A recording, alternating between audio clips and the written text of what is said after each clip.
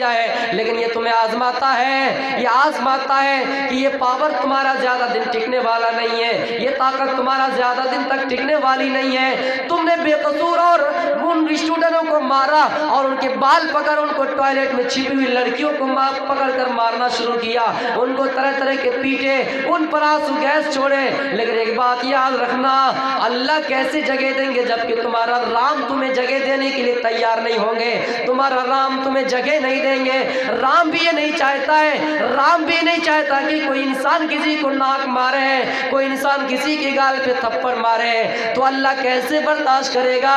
آئے پولیس والوں، ہاں پھر یہ لاک ڈاؤن تمہارے سامنے چلا رہا ہے، تم کتنے ایسے لوگوں کو ڈنڈے چلاؤ گے، کتنے ایسے لوگوں کے مارو گے جس کو مارنے کا ادھیکار تمہیں نہیں ہے، جن کا حق یہ نہیں بنتا ہے کہ تم ان کو اپنے لاٹھی سے اپنا لاٹھی چارج کرو۔ میرے پیارے ساتھیوں، یہ تمہیں ہم ہی نے پاور دیے ہیں، ہم نے تمہیں پولیس کی وردی پہنائے ہیں، آج تمہاری وردی دیکھ کر ہم تمہاری عزت کرتے ہیں، ہم تمہارا مان اور سمان کرتے ہیں۔ تمہارا کام ہے کہ تم سب کو آپس میں ایک جیسا لے کر چلو، لیکن ہاں اگر تم کسی لوگوں کو بے قصور لوگوں کو مارتے ہو تو ایک بات یاد رکھنا، تمہیں نرک میں جگہ ملے گی، سورگ میں کبھی جگہ نہیں ملے گی۔ ہاں سنو، اگر تم نے کسی کے اوپر لاٹھی چارج کیے اور بے قصور لوگوں کو مارے تو تم یہ سوچو کہ تمہارا دوسرا جنم کیا ہوگا۔ کہیں ایسا نہ ہو کہ تمہیں بھینس بنا دیے جائے، کہیں ایسا نہ ہو کہ تمہیں بلی بنا دیے جائے، کہیں ایسا نہ ہو کہ تمہیں کتا بنا دیا جائے۔ اس لیے ان چیزوں سے ڈرو۔ اور میں یہ کہنا چاہتا ہوں، اے مسلمانوں،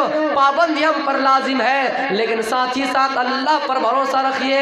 توکل علی اللہ، ومن یتوکل فہو علی اللہ فہو حسبہ۔ جس نے اللہ کی ذات پر بھروسہ رکھا، اللہ اس کے لیے کافی ہے۔ کوئی گائیڈ لائن، اس دنیا کی گائیڈ لائن کوئی اہمیت نہیں رکھتے ہیں۔ ہاں اللہ تعالیٰ نے، اللہ کے نبی نے حدیث میں سارے علاج تمہارے لیے بتلا دیے ہیں، کس کے لیے کتنی دوری ہے، کس کے لیے کیسا کتنا کیا کرنا ہے، یہ ساری چیزیں اسلام نے تمہیں حل کر دیا ہے۔ اس لیے ہمیں بالکل ہی گھبرانے کی ضرورت نہیں ہے اور اپنا ایمان مضبوط کرنا ہے، اور ان باطل گائیڈ لائنوں پر ہمیں عمل اس دیش کے مطابق کرنا ہے، لیکن دل سے نہیں کرنا ہے، کیونکہ وہ چیز تو ہم اپنے سے خود کر رہے ہیں، ہمیں اس چیز کا اندازہ ہے۔ جتنی چیزیں آج چیخ کر امیتابھ بچن بولے ہیں، سب چیز ہم کر رہے ہیں۔ میرے بھائیوں، ہمیں کیسے کہا جائے گا کہ آپ گائیڈ لائن پر عمل نہیں کرتے ہیں؟ ہم اور آپ اپنا ایمان مضبوط کریں، اور انشاءاللہ اگر کوئی ہم پر چھیڑخانی کرتا ہے، اگر کوئی ہم پر بے قصور لوگوں کے اوپر ڈنڈا چلاتا ہے، آپ کو یہ ادھیکار ہے آواز اٹھانے کی۔ میرے بھائیوں، اور جن لوگوں نے جامعہ ملیہ کے اسٹوڈنٹ کو مارے، اور دیکھیے آج ان کا حال کیسا ہوا۔ جو اسٹوڈنٹ اس دیش کا بھوشیہ ہے، جو اسٹوڈنٹ اس دیش کا فیوچر ہے، مستقبل ہے، اسٹوڈنٹ سے اس دیش کی ترقی آگے بڑھ سکتی ہے، لیکن انہی پر لاٹھی چارج کیے جا رہے ہیں۔ اور کون کر رہے ہیں؟ ان کے پیچھے کس کا ہاتھ ہے؟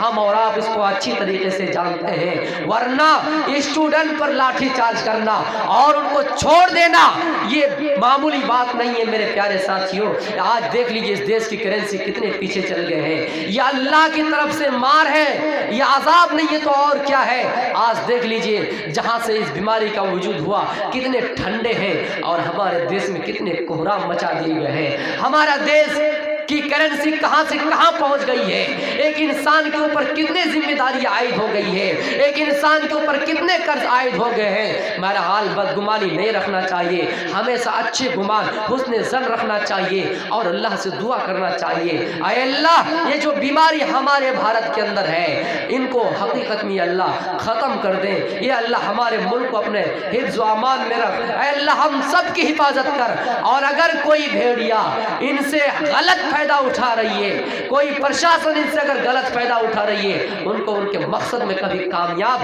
ہونے بالکل ہی مت دینا۔ یہ عذاب اللہ کی طرف سے آئے ہیں، چاہے امتحان ہو یا عذاب، ہم انسان ہیں، ہم مسلمان ہیں، ہمارے پاس ہر طرح کا جواب ہے، ہمارے پاس ہر طرح کے موڑ ہے۔ اللہ ہمیں ہر طرح سے آزماتا ہے، کبھی عذاب دے کر آزماتا ہے، کبھی امتحان دے کر آزماتا ہے۔ ہو سکتا ہے یہ ہمارے لیے امتحان ہو۔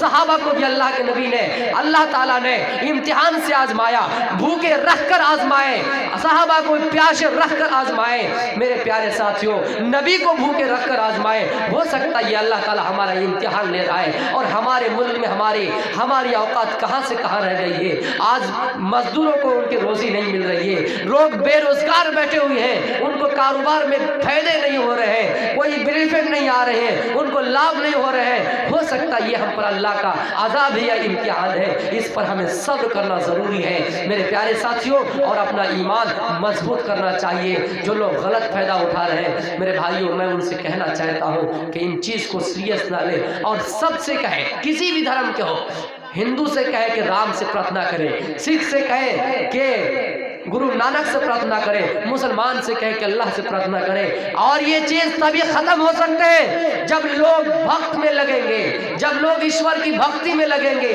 तब ये बीमारी हमसे दूर हो सकती है, वरना कुछ नहीं। क्योंकि अल्लाह जिस बंदे की किस्मत में जो लिख दिया है वो होकर ही रहेंगे। उस चीज को अगर कोई टाल सकती है तो वो एक नंबर दुआ है, वो इबादत है। आप लाखों अपने आप की हिफाजत कर लीजिए, लेकिन जो किस्मत में लिखी हुई आप उसको रद्द नहीं कर सकते हैं, आप उसको बिगाड़ नहीं सकते हैं, आप उनके अंदर तब्दीली नहीं ला सकते हैं। लेकिन हदीस क्या कह रही है कि आप दुआओं से अपनी किस्मत को बदल सकते हैं। और उलमा बैठे हैं, मैं अगर गलत फतवा दिया हूँ तो आप उनसे पूछिएगा, चौराहे पे ले जाकर मेरे गर्दन उड़ा दीजिएगा। मेरे भाइयों, वो चीज अगर है तो दुआ है जो अपने किस्मत को बदल देते हैं। इसलिए हमें अपने हिफाजत के साथ साथ तवक्कुल अल्लाह और अल्लाह ताला की जात पर भरोसा और दुआ करनी चाहिए कि अल्लाह ये बीमारी से हमको नजात करे। कादना बिल बकरी यदरिबून बिहन्नास, लोगों के पास जब हुकूमत पावर आ जाएंगे, ताकत आ जाएंगे, बेकसूर लोगों को मारेंगे। मेरे प्यारे साथियों, आज देख लीजिए हम पर कितने जुल्मों सितम के पहाड़ तोड़े जा रहे हैं, जुल्मों सितम के कहां ढाए जा रहे हैं, और मुसलमानों का नाम और निशाना मिटाने के लिए कितने साजिशें की जा रही है। आज उत्तर प्रदेश में देख लीजिए, उत्तर प्रदेश में देख लीजिए कितने ऐसे मुसलमान इलाका है, नाम मुसलमान का है, लेकिन उसको चेंजिंग करके दूसरा नाम रख दिया गया है। फैजाबाद का नाम अयोध्या रख दिया गया है। योगी सरकार ऐसी कर रही है, योगी सरकार ऐसी कर रही है। योगी जी, अब भी वक्त है, हम भी चाहते थे कि आप कुर्सी में आए तो हमारे देश को फायदा पहुंचेगा, लेकिन आप अपनी इज्जत लोगों से लेना जानिए। जब आप अपनी इज्जत लोगों से लेना जानिएगा, मुसलमान को भी अपने दिल में जगह दीजिएगा, हिंदुओं को भी अपने दिल में जगह दीजिएगा। मुसलमान भी हम खुलकर आपका स्वागत करेंगे, हम वेलकम करेंगे। और फिर ये जो मतगणना मार्च 10 मार्च को होने वाला है, हम चाहते योगी जी आपके करतूतों से हम आपको फिर दोबारा सरकार बनाएंगे, लेकिन आप मुसलमानों का नाम निशाना क्यों मिटाने जा रहे हैं। आज देख लीजिए, फैजाबाद का नाम अयोध्या रख दिया गया है और इलाहाबाद का नाम प्रयागराज रख दिया गया है, इलाहाबाद का नाम प्रयागराज, और मुगल सराय स्टेशन का नाम दीन दयाल उपाध्याय रख दिया गया है। मुसलमान को कितने मिटाने की साजिश रच रही है आए मुसलमानों, लेकिन हम कभी भड़के हुए बयान और हम कभी जोश में नहीं आते हैं, और हम सब्र का इम्तिहान दे रहे हैं। अल्लाह ताला हमसे सब्र का इम्तिहान ले रहा है और कह रहा है मुसलमानों, हम भी देखना चाहते हैं तुम्हारे अंदर सब्र की कितनी हिम्मत है, तुम्हारे अंदर सब्र की कितनी पैमाइश है, और तुम कहां तक सब्र कर रहे हो। मैं इस चीज को अंदाजा कर रहा हूं, इस चीज को माप रहा हूं। और मुसलमान अल्लाह के फजलो करम से अल्लाह की इन बातों पर अमल करते हुए आज तक खिलाफ आवाज नहीं उठाया है, आज तक कोई प्रोटेस्ट नहीं किया कि क्यों फैजाबाद का नाम अयोध्या रखा जाए। मुसलमान आज तक प्रोटेस्ट नहीं किया कि क्यों इलाहाबाद का नाम प्रयागराज रखा जाए, क्यों मुगल सराय का नाम दीन दयाल उपाध्याय रखा जाए। आज तक हमने प्रोटेस्ट नहीं किए, आज तक हमने नहीं कहा कि हाँ ऐसा करना है, सड़कों को जाम करना है, रास्ता जाम करना है, और ये हमें अधिकार है कि हम रास्ता जाम करें, क्योंकि हमारा नामो निशाना मिटाया जा रहा है। लेकिन हम आज तक खिलाफ आवाज नहीं उठा रहे हैं, और हम देख रहे कि अल्लाह ताला इनको भी अक्ल सलीम दे, अल्लाह ताला इनके दिल को और दिमाग को बदल दे। मेरे प्यारे साथियों, इसलिए हम सब्र के इम्तिहान में बिल्कुल कामयाब होने की कोशिश कर रहे हैं। और ये बात ये भी कह रहे हैं कि ताज महल जिनको मैं राम महल बनाऊंगा, वो ताज महल जिनको राम महल बनाऊंगा। अच्छा एक बात बताइए, कोई इंसान अगर कितना अच्छा मकान तामीर करे और उसको अगर खुदा का घर बना दिया जाए, खुदा का मकान बना दिया जाए, तो क्या ये इंसल्टी की बात नहीं कि हम किसी के घर में, किसी मकसद के बनाए हुए इत्तेहाद के घर में हम उसमें अपने राम को जगह दें, हम अपने राम से उस घर को तामीर करें, हम अपने राम के नाम से उस घर का नाम रखें, हम अपने कृष्ण के नाम से उस घर का उस मकान का नाम कृष्ण रखें। मेरे प्यारे साथियों, यहाँ तक के जब गज़वे तबूक के मौके पर एक मस्जिद बनाई गई, मस्जिद ज़रार, इस वाक़े को आप तारीख की किताबों में देख सकते हैं। मस्जिद ज़रार जब बनाए गए, जब वहाँ पर देखा गया ये मस्जिद इबादत के लिए नहीं बनाए गए हैं, बल्कि ये मस्जिद हमला करने के लिए बनाए गए हैं। यहाँ के नीचे छुपी हुई है ज़ीरा, यहाँ के नीचे छुपी हुई तलवारें रखी जाती है, यहाँ के छुपी हुई नीचे जगह में तीर रखा जाता है। मेरे प्यारे साथियों, जब अल्लाह के नबी को पता चला ये मस्जिद ज़रार है, यहाँ मस्जिद इबादत के लिए नहीं बनाई गई है, इस मस्जिद के नीचे तीर रखा हुआ है, तलवारें रखी हुई है, दुश्मन से लड़ाइयाँ करने के लिए, मुसलमान से लड़ाइयाँ करने के लिए अल्लाह के नबी हुक्म दे रहे हैं, ऐ मेरे सहाबियों, इस मस्जिद को जला दो, इस मस्जिद को तोड़ दो, इस मस्जिद को ख़त्म कर दो। जिस मस्जिद के अंदर इबादत ही ना हो, जिस मस्जिद के अंदर अल्लाह का नाम ही ना हो, उस मस्जिद को मस्जिद का नाम देकर क्या फ़ायदा है? मिटा दो, ख़त्म कर दो। मेरे प्यारे साथियों, अंदाज़ा कीजिए और गौर कीजिए, जिस मस्जिद के अंदर इबादत ना हो आप उसको तोड़ने का हुक्म दे रहे हैं, आप उसको मिटाने का हुक्म दे रहे हैं, और ये कह रहे हैं कि ताज महल को राम महल बना दूंगा। आज भी उनकी ये लेक्चर मौजूद है, आप सुन सकते हैं। योगी जी का ये बयान है कि ताज महल को भी राम महल बना दूंगा। बड़े शौक से बनाइए, हम खुश हैं इस वक्त, और खुश है, मजीद खुश है, आप बड़े शौक से उसका नाम राम महल बनाइए, इतिहास को चेंजिंग कीजिए। हम बड़े खुश हैं मेरे प्यारे साथियों। तारीख आपको बता रहा हूँ, ये ताजमहल 1631 से लेकर 1653 तक जिसकी तामीर में लगी, और ये इतिहास के पन्ने में आज भी दर्ज है, कोई इस चीज को मिटा नहीं सकता है। मेरे प्यारे साथियों, ताजमहल के बारे में ये अफवाहें चली कि शाहजहां ने अपने मजदूरों के हाथ कटवा दिए, आज ये साबित हो गए, आज के मौजूदा साइंस टेक्नोलॉजी ने यह साबित कर दिया कि मुसलमान इतना गद्दार नहीं हो सकता है, किसी मजदूर के हाथ नहीं काटा गया है। क्यों? अगर हाथ काटे जाते, इतने मजदूरों ने ताजमहल की तामीर की, अगर हाथ काटे जाते 22,000 मजदूरों ने तामीर की, 20,000 तकरीबन मानिए, और 20,000 मजदूर के कितने हाथ हो रहे हैं? 40,000। अगर काटे जाते मुसलमान उसको दफनाते और कब्र के अंदर उसके हाथ होते, आज भी उनकी हड्डियां अगर तलाश किए जाते वो मिल जाते। साइंस टेक्नोलॉजी इस बात का चीख कर ऐलान करता है, हजारों साल पहले, सदियों पहले डायनासोर का इस दुनिया से जब अंत हुआ, आज भी उनकी हड्डियां जब मिल सकती है, इन 1600 की बात कैसे नहीं मिलेगी, इनकी हड्डियां कैसे नहीं मिलेगी? मुसलमानों, ये इतिहास बताकर जा रहा हूं, जो कहता है मुसलमानों ने इतने हाथ कटवा दिए, गलत है, नहीं है ऐसी बात। मेरे प्यारे साथियों, डायनासोरों की हड्डियां साइंस टेक्नोलॉजी ने, वैज्ञानिकों ने निकाल दी है, और ये 1631 की बात है, 1631 से 1653 की बात है। हमारी वो हड्डियां जिनके काटे गए हैं मजदूरों के, आज हमारे सामने हाजिर हो जाते हैं, उनकी हड्डियां साइंसदान निकाल लेते ढूंढ कर, लेकिन नहीं मिल रही है। मेरे प्यारे साथियों, इस चीज को गौर कीजिए। वो शाहजहां, फिर भी मैं उनको मुबारकबाद देता हूं कि अपनी बीवी के लिए कुछ किया, लेकिन इन सरकारों से कहिए जिनके पास बीवी ही ना हो, या अपनी बीवी के लिए क्या करे। जब शाहजहां की बीवी मुमताज महल ने शाहजहां से बात कही थी, आए मेरे शौहर, मैं इस दुनिया से चली जाऊंगी, मेरी इस दुनिया से मौत होने वाली है, आप मेरे इंतकाल के बाद मेरे लिए क्या निशानी छोड़ोगे?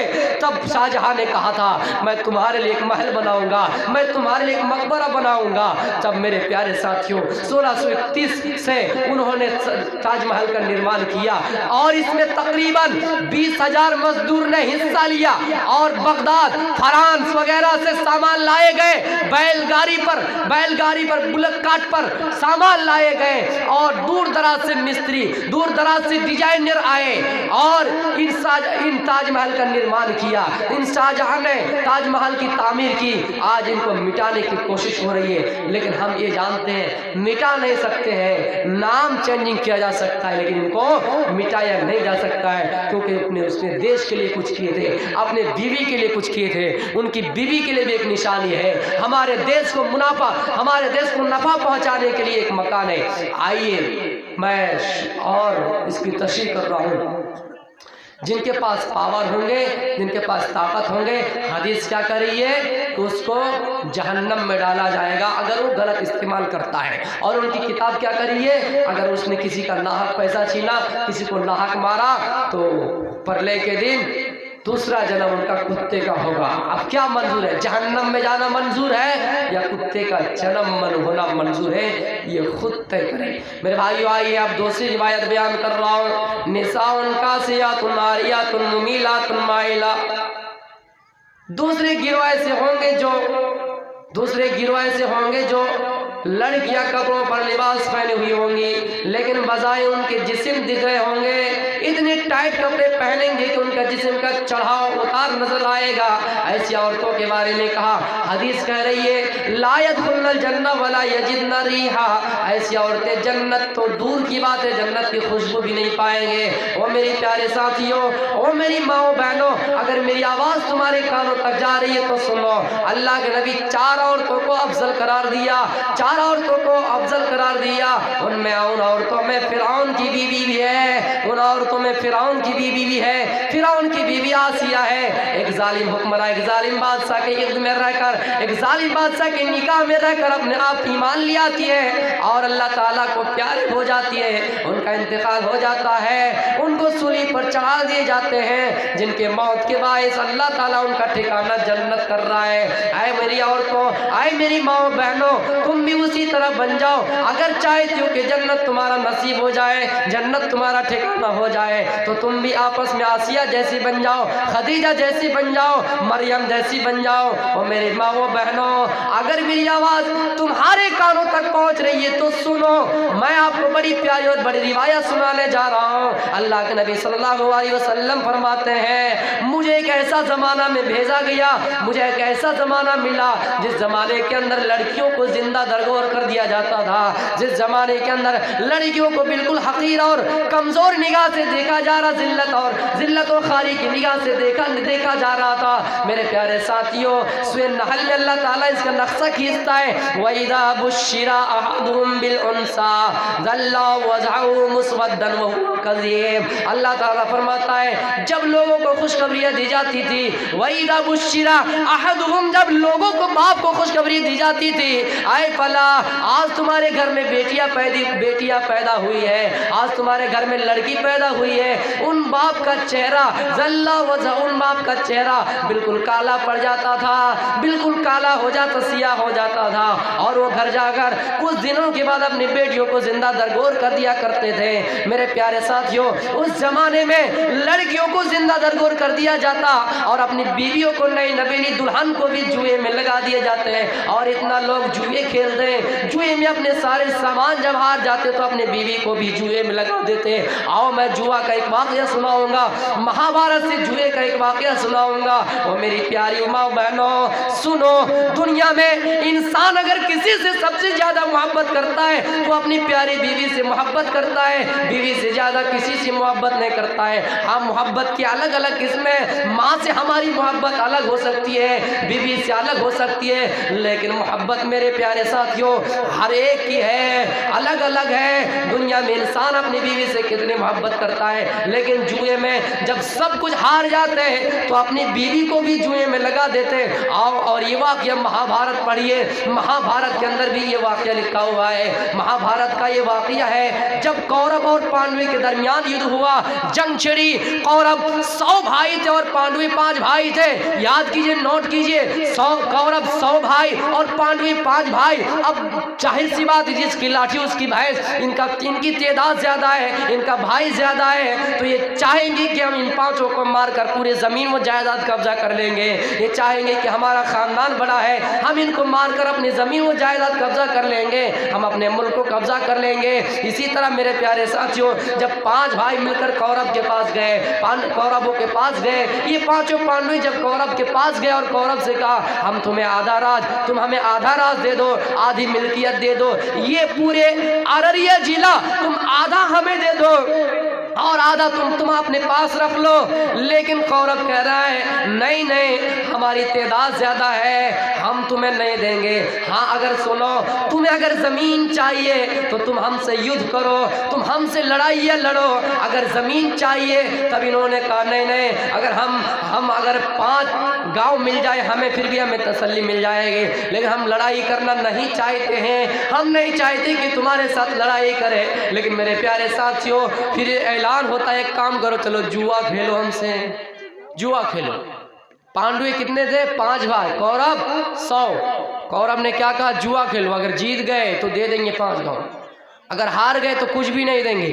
اگر سوئی کے نوک کے برابر زمین چاہیے تو تمہیں ہم سے یدھ کرنا پڑے گا، لڑائی لڑنی پڑے گی۔ قرآن اگر کہے جہاد کرو آخری حل میں تو کیا دہشت گرد ہے، آتنکی تعلیم دیتا ہے۔ لیکن مہابھارت کیا کہہ رہا ہے کہ آخری وقت میں